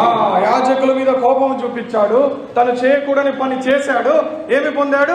శాపం పొందాడు దేవుడి దగ్గర. அங்கே ஊழியக்காரனாகிய ஆசாரியருக்கு மேலே கோபம் கொண்டான். அதற்கு தேவன் சபித்தார். அவன் குஷ்டரோகியா மாறிப்போனான். కాబట్టి దేవుని ఉగ్రత ద్వారా, శాపము ద్వారా పొందిన కుష్ఠరోగం ఇది. இங்கே தேவனுடைய கோபத்தினாலே வந்த சாபம், அந்த சாபத்தினால வந்த பலன் குஷ்டரோகம். 2 దినవృత్తాంతములు 26వ అధ్యాయము 20వ వచనములో 21వ వచనములో రాయబడింది, రాజైన ఉజ్జియా తన మరణ దినము వరకు కుష్ఠరోగి అయి ఉండెను. కుష్ఠరోగి అయి యెహోవా మందిరములోకి పోకుండా ప్రత్యేకింపబడెను. இங்கே அந்த ராஜாவுக்கு வாசிக்கும் போது 2 நாளாகமம் 26వ அதிகாரம் 20వ வசனம் வாசிக்கும் போது பிரதான ஆசாரியனாகிய அசரியாவும் சகல ஆசாரியரும் அவனை பார்க்கும் போது இதோ அவன் தன் நெற்றியிலே குஷ்டரோகம் பிடித்தது என்று கண்டு அவனை தீவிரமாய் அங்கே இருந்து வெளிப்பட பண்ணினார்கள். கர்த்தர் தன்னை அடித்ததினால் அவன் தான் வெளியே போக தீவிரப்பட்டான். కాబట్టి దేవుని శాపం ద్వారా పొందిన కుష్ఠరోగం వలన ఉజ్జియా రాజు చచ్చేంత వరకు దేవుని మందిరంలో ప్రవేశించలేకపోయాడు. இந்த சத்தியத்தை நாம் தொடர்ந்து வாசித்துக் கொண்டு வரும்போது அவன் மரண பரியந்தம் குஷ்டரோగిயாகவே அந்த உசியா ராஜா. చివరిగా కూడా ఈ రాజు ఎంత ఘోరమైన స్థితిలోకి పోయాడు తెలుసా? முடிவிலே அவனுடைய நிலைமை பரிதாபமாக மாறி போனது. 2 దినవృత్తాంతములు 26వ అధ్యాయము 23వ వచనం. 26వ అధ్యాయం 2 నాలుగు 23వ వచనం. ఉజ్జియా తన పితరులతో కూడా నిద్రించెను. అతడు కుష్ఠరోగి అని రాజుల సంబంధమైన శ్మశాన భూమిలో అతని పితరుల దగ్గర అతని పాతి పెట్టిరి. అతని కుమారుడైన యోతాము అతనికి బదులుగా రాజాయను. ஊசியா தன் பிதாக்களோடு நித்திரை அடைந்த பின்பு ஜனங்கள் அவனை குஷ்டரோகி என்று சொல்லி அவன் பிதாக்கள் அண்டையிலே ராஜாக்களை அடக்கம் பண்ணுகிற இடத்திற்கு அருகான நிலத்திலே அடக்கம் பண்ணினார்கள். அவன் குமாரனாகி யோத்தாம் அவன் స్థానத்திலே రాజాவானான். పాపం బతుకున్నప్పుడు అతను కుష్ఠరోగి అని అతన్ని దూరంగా పెట్టారంటే కొద్దిగా ఒప్పుకోవచ్చు. அவன் உயிரோடு இருக்கும்போது அவன் குஷ்டரோகி இருந்தான் என்று சொல்லி வெளிக்க வைத்தார்கள். சரி, చూడండి, చచ్చిపోయిన తర్వాత కూడా ఆయన శవానికి ఏమనుంది? అతను కుష్ఠరోగి అని చెప్పి రాయబడింది. அவன் மரித்து போன பிற்பாடு கூட அவன் பிரேதத்துக்கு என்ன அங்கே పేరు వந்தது? కుష్ఠరోగి பிரேதம் என்று சொல்லி అతడు కుష్ఠరోగి అని రాజుల సంబంధమైన శ్మశాన భూమిలో అతని పితరుల యొద్ద పాతి పెట్టిరి. அவன் குஷ்டரோகி என்பதனால் ராஜாக்களுடைய அந்த ஸ்தானத்திலே அவன் அடக்கம் பண்ணாதபடிக்கு அவன் அருகிலே అక్కడ గమనించు, రాజుల శ్మశాన భూమ, రాజులకు సంబంధించిన శ్మశాన భూమ. அது ராஜாக்களுடைய அது கல்லறை தோட்டமா இல்ல ராஜாக்கள் கல்லறை தோட்டத்துக்கு சம்பந்தப்பட்ட கல்லறை தோட்டம்? ఏమనుంది తమిళ్లో?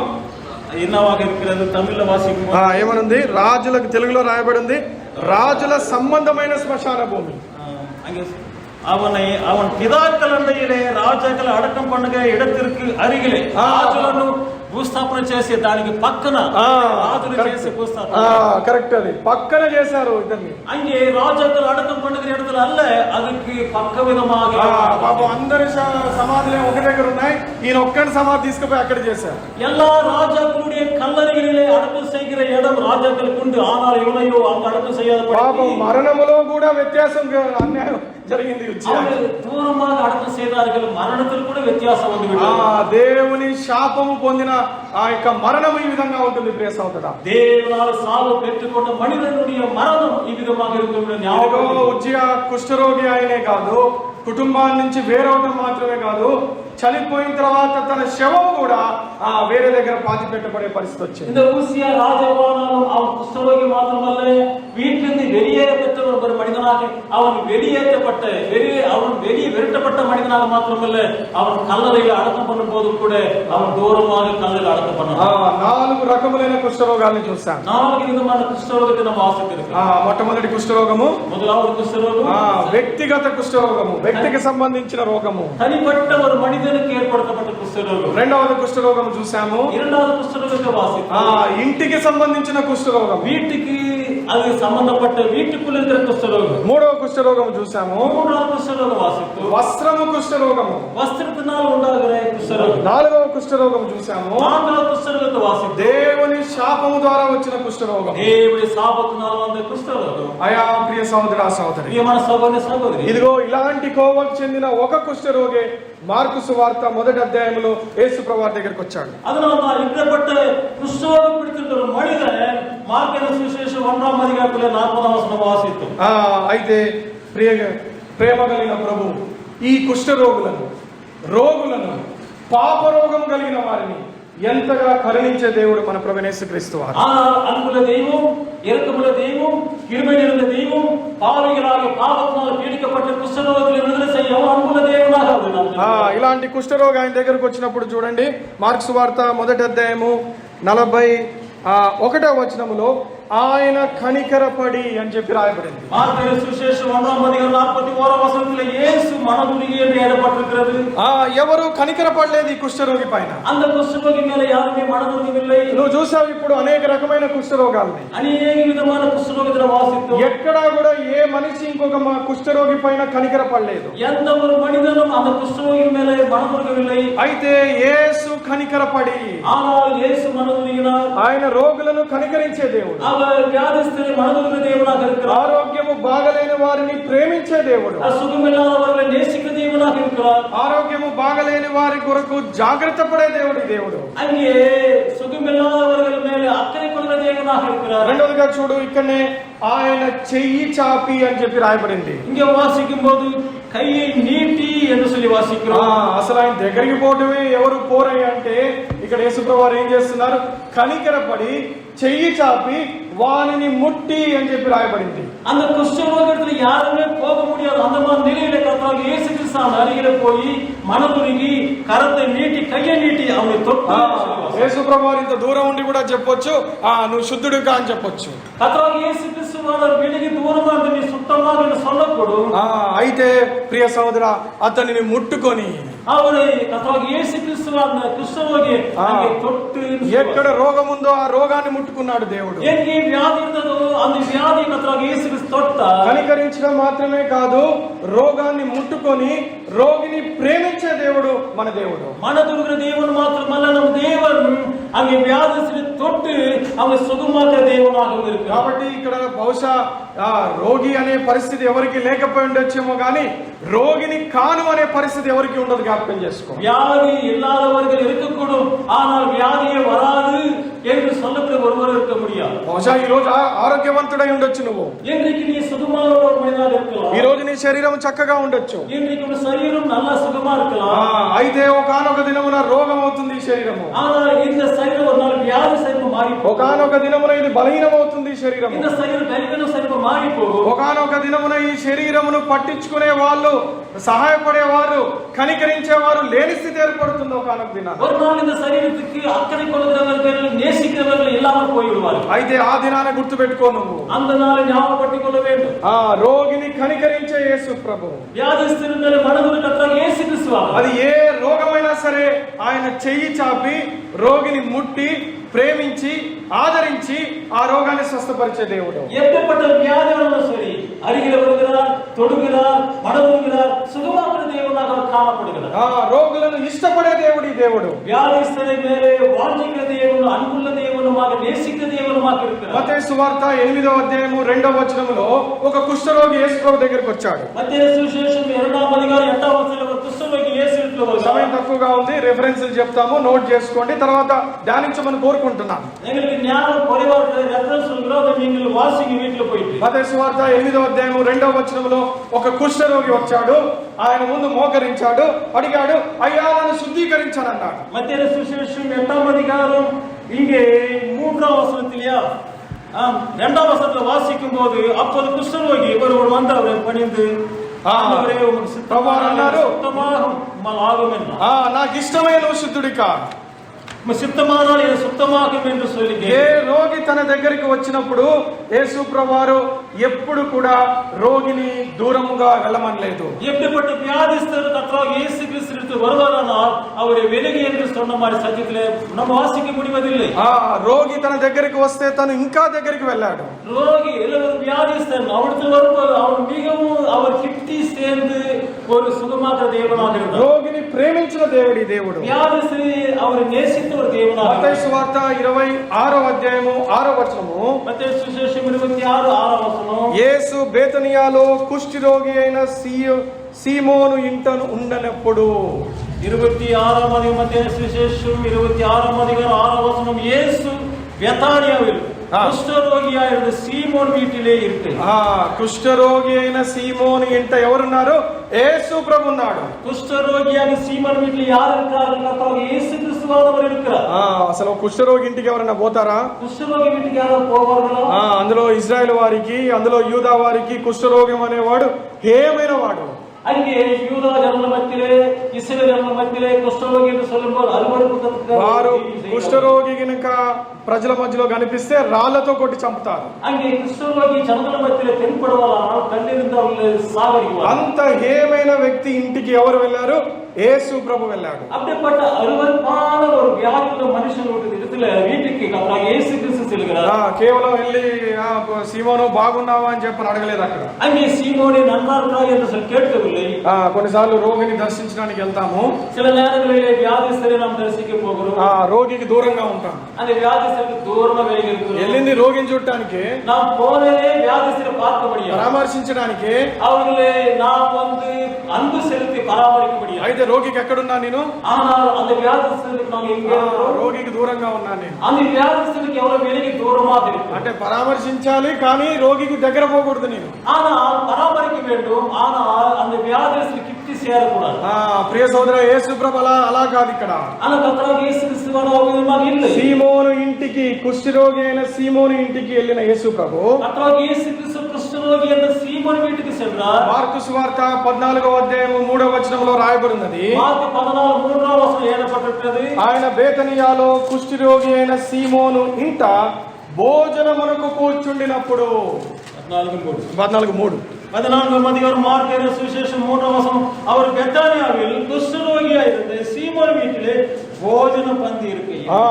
అంతా ఇంటికి పోవటమే కాదు, వీటికి పోవటం మాత్రమల్ల ఆయనతో కూర్చొని భోజనం చేశాడు యేసు ప్రభు. அவரோடு சேர்ந்து భోజనం புசித்தார். సీమోను స్వస్థపరిచాడు దేవుడు. అన్ని సీమోను సుఖమాకినారు. కాబట్టి ప్రేమించాడు, అన్ని నేసితారు, కలిసి ప్రయాణం చేశాడు, அவரோடு சேர்ந்து ప్రయాణం చేశారు, కలిసి భోజనం చేశాడు. அவரோடு சேர்ந்து భోజనం புசித்தார். భోజనం అనేది ఏమి చూపిస్తుంది? భోజనం కాంటిక్கிறது, సహవాసాన్ని చూపిస్తుంది. ఐక్యత నామ కాంటిక్கிறது. కాబట్టి యేసు ప్రభు వారు ఎవరికి సహవాసం చేస్తాడు? కర్తరాగియ యేసు క్రీస్తు యావరు ఐక్యకొండ, ఆయన పాపులతో సహవాసం చేశాడు. அவர் பாவிகளோடு ஐக்கியకొండ, అయితే పాపాన్ని అంటకుండా జీవించాడు. ஆனால் பாவம் ஒட்டக்கூடாது, పాపాన్ని ప్రక్షాళన చేశాడు.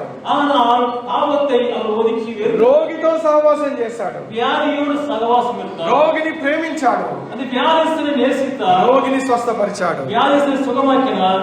మూడవదిగా లూకా సువార్త 4వ అధ్యాయము 27వ వచనము. లూకా 4వ అధ్యాయం 27వ వచనం. లూకా 4వ అధ్యాయం 27వ వచనం. అందరం కలిసి చదువుకుందాం. మనం సేందు వాసికలా. మరియు ప్రవక్త అయిన ఎలీషా కాలమందు ఇజ్రాయెల్లో అనేక కుష్ఠరోగులు ఉండేవి. సిరియా దేశస్థుడైన నయమాను తప్ప మరి ఎవడును శుద్ధి పొందలేదు. అనేక మంది కుష్ఠరోగులు. అయితే ఎవరికి స్వస్థత కలిగింది? నయమానికి స్వస్థత కలిగింది. బహుశా నువ్వు అనుకోవచ్చు, ఈ రోగం అనేక మందికి ఉన్నదే అనుకోవచ్చు. ఈ రోజు నువ్వు ఏ రోగంతో బాధపడుతున్నావో నాకు తెలియదు ప్రియ సహోదర సహోదరి. అయితే నువ్వు బాధపడుతున్న రోగము ఏ ప్రభువైన యేసుక్రీస్తు వారికి తెలుసు.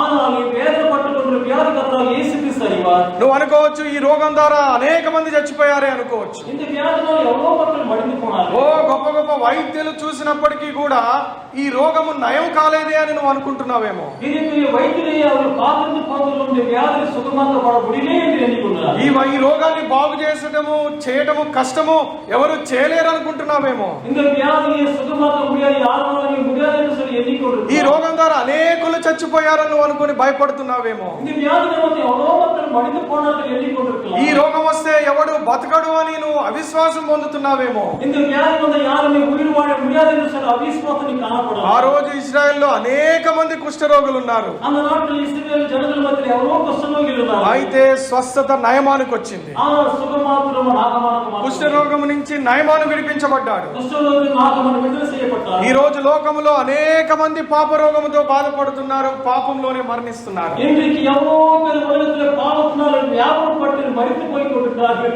అయితే నిన్ను ఏర్పాటు చేసుకున్న దేవుడు, ஆனால் உன்னை மாத்திரம் கர்த்தராகிய இயேசு கிறிஸ்து నీ పాపములను క్షమించిన దేవుడు, உன் பாவத்தை மன்னித்த தேவனாக, నీ రోగమును స్వస్థపరిచే దేవుడు, உன்னுடைய வியாதி சுகமாக்குற தேவன். ఇలాంటి దేవుణ్ణి నువ్వు ఈ రోజు ఆరాధించడానికి నువ్వు మౌనంగా ఉంటావా? ఈ రోజు இப்படிப்பட்ட தேவனை ஆராதிப்பதற்கு மௌனமாக இருப்பாய். ఏ విధంగా నీ నోరు మౌనంగా ఉంటది ఈ రోజు ఈ దేవుణ్ణి ఆరాధించకుండా ఉండకుండా? எவ்விதமாக நீ வாய் மௌனமாக இருக்கும் தேவனை ஆராதிக்க முடியாது. అనేక మందికి ఏమైనా సరే ఎలీషా యొక్క నయమానుకి స్వస్థత ఇచ్చిన దేవుడు ఎంత మందికి ఏమైనా నీకు స్వస్థత ఇవ్వడానికి సిద్ధపడున్న దేవుణ్ణి ఆరాధించకుండా నువ్వు ఎట్లుంటావు? నువ్వు ఇదేనా?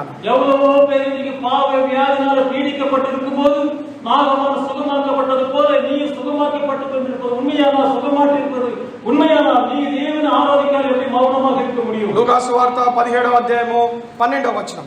లూకా సువిశేషం 17వ అధ్యాయం 12వ వచనం చివరిగా చూసుకొని ముగించుకుందాం. కడసియాగా లూకా 17:12. లూకాసు వార్త 17వ అధ్యాయము 12వ వచనం. 17వ అధ్యాయం 12 17 కదా 17. ఆయన యెరూషలేము ప్రయాణమైపోవచ్చు 11 నుంచి సమరయ గలిలయ మధ్యగా వెళ్ళుచుండగా ఆయన ఒక గ్రామంలోనికి వెళ్ళుచుండగా 10 మంది కుష్ఠరోగులు ఆయనకి ఎదురుగా వచ్చి దూరమున నిలిచి 13వ వచనం వాసిக்கலாம். యేసు అయ్యరే ఎంగలికి ఇరంగం என்று సత్తమిట్టారు. ఆయన వారిని చూచి మీరు వెళ్ళి మిమ్మును యాజకునకు కనబరుచుకొనుడని వారితో చెప్పెను. వారు వెళ్ళుచుండగా శుద్ధులైరి. 15వ వచనం వాసిக்கலாம். அவர்கள் ஒருவன் தான் ஆரோக்கியமானதை கண்டு திரும்பி வந்து உரத்த சத்தத்தோடு தேவனை மகிமைப்படுத்தி 16 గొప్ప శబ్దముతో దేవుని మహిమపరచుచు తిరిగి వచ్చి ఆయనకు కృతజ్ఞతాస్తుతులు చెల్లించుచు ఆయన పాదముల యొద్ద సాగిపడెను. వాడు సమరయుడు. 17వ వచనం. அப்பொழுது இயேசு சுத்தமானவர்கள் 10 பேர் அல்லவா, மற்ற 9 பேர் எங்கே? ఈ అన్యుడు తప్ప దేవుని మహిమపరచుటకు తిరిగి వచ్చిన వాడెవడును అగపడలేదా అని చెప్పి 19వ వచనం. அவனை நோக்கி நீ எழுந்து போ, உன் விசுவாசம் உன்னை ரட்சித்தது என்று. ఇక్కడ యేసు ప్రభువారు ప్రయాణంలో ఉన్నారు. ఇక్కడ ఈ కథలో యేసు క్రీస్తువానவர் ప్రయాణం செய்துకొண்டிருக்கிறார். ప్రయాణం చేసేటప్పుడు ఎవరైనా ఎంతో బిజీగా ఉంటారు కదా. ప్రయాణం செய்யும்போது மிகவும் அலுவலா இருப்பார்கள். చాలా సార్లు డాక్టర్లు కూడా ప్రయాణం చేసేటప్పుడు ఏదన్నా సాయం చేయమంటే ఏమంటారు? లేదండి మేము ప్రయాణం చేస్తున్నాము, తర్వాత కలవండి అంటారు.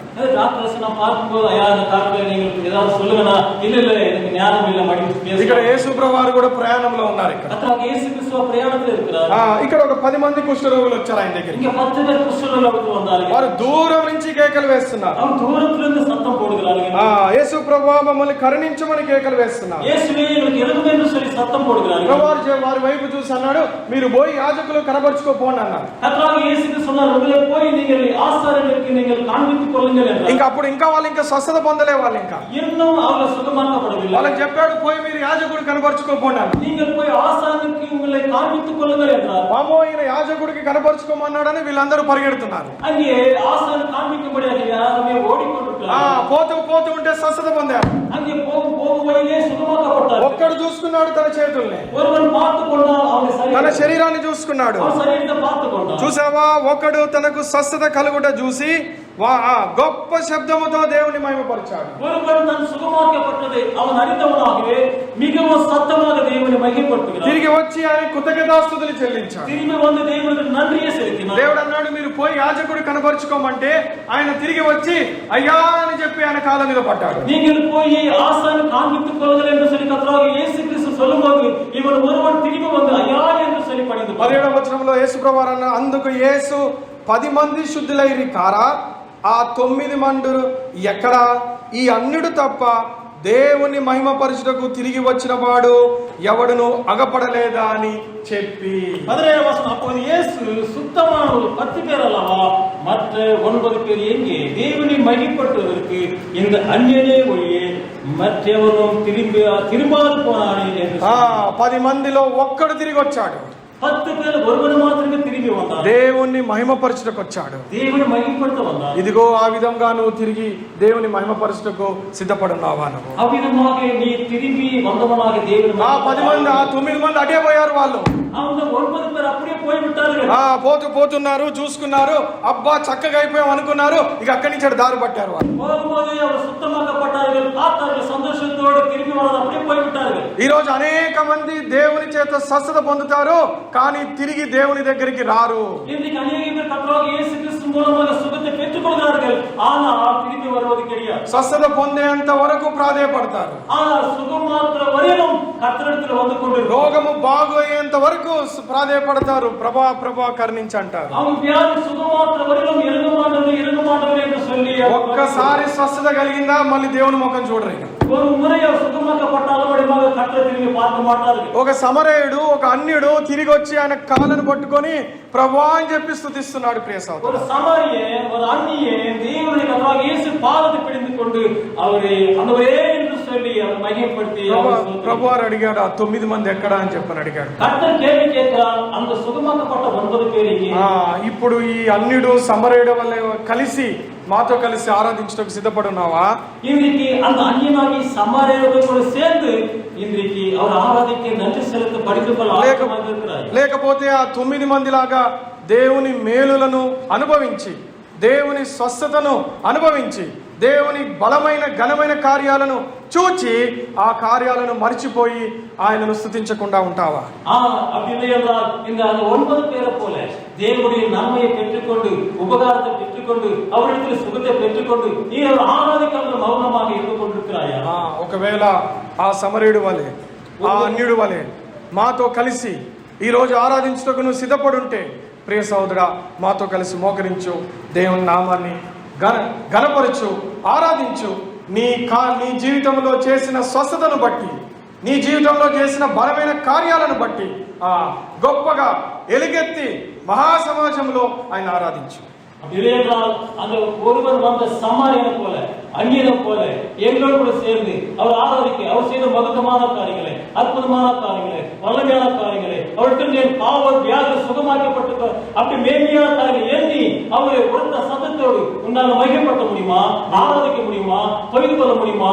அதுக்கு ஆயத்தமாக என்று சற்று சிந்தித்து பார். నువ్వు చేసే ఆరాధన, నువ్వు ఇక్కడి నుంచి పెట్టే ఆ స్తుతి, నీ యొక్క యాగము ఆ దేవాది దేవుడి యొక్క సింహాసనాన్ని తాకాలి. அவ்விதமாக நீ அவர் மகிமைப்படுத்தும் போது, ஆராதிக்கும் போது, துதிக்கும் போது, அது மகிழ்ந்து போல தேவன் சிங்காசனம் முன்பதாக ஒரு எட்டுக்கொள்ளக்கூடிய, அது எட்டக்கூடிய ஒரு தர்சனமான ஒரு ஆராதனை నీ ఆత్మతో, నీ సత్యముతో నువ్వు ఇక్కడి నుంచి పెట్టే కేక ఆ దేవాది దేవుడికి వినిపించాలి. ప్రియ సహోదరా, நீ ஆவியோடும் உண்மையோடும் நறுமணத்தோடும் அந்த சத்தம் அது மகிழ்ந்து தேவன்